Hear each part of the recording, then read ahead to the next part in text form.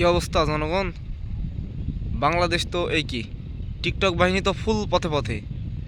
ওরা তো ওয়েস্ট ইন্ডিজের কাছে হোয়াইট ওয়াশ হয়েছে। লিটন কুমার দাস ভাই, তোমার যদি বিন্দু মাত্র লজ্জা থাকতো, তুমি কি ক্রিকেট খেলতে আসতে? আমার তো মনে হয় যে তুমি আসতে না।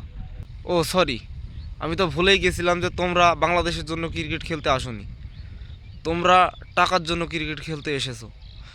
বাহ, ভালোই করেছো। বলছি যে তোমাদের পিকনিক শেষ হলে তোমরা দ্রুত বাড়ি চলে এসো। আর ওই ওয়েস্ট ইন্ডিজের সাথে যে দুইটা সিরিজ আছে, তোমরা ম্যানেজার নিয়ে গিয়ে একটু আলোচনা করো ওদের সাথে, যাতে দুইটা সিরিজ অ্যাভারেজ আমাদের হারই দিক, সমস্যা নেই, কিন্তু একটা একটা করে ম্যাচ যেন আমাদের জিততে দেয়, সেভাবে আলোচনা করো ওদের সাথে গিয়ে। যত টাকা লাগে আমরা দেবো, সমস্যা নেই, কিন্তু তোমরা আলোচনা করে একটা করে ম্যাচ তোমাদেরকে জিততে হবে যে কোনো কায়দায়। সেভাবে তোমরা বলা করো, টাকা যত লাগুক সমস্যা নেই, আমরা এদিকে বিসিবির টাকা আছে, আমরা পাঠাচ্ছি এখান থেকে, সমস্যা নেই। আর টিকটক করো বেশি বেশি করে, আর পিকনিক করো বেশি বেশি করে, যত টাকা লাগে আমরা এখান থেকে পাঠাবো, তোমাদের কোনো সমস্যা নেই। তোমরা ম্যাচ ফি প্লাস বেতন নিয়ে ওখান থেকে চলে আসো তাড়াতাড়ি। তোমাদেরকে এখানে এসে পিকনিক করতে হবে। দল থেকে বাদ পড়ার ভয় যেন কেউ করো না, কোনো সমস্যা নেই, কেউ দল থেকে বাদ পড়বো না।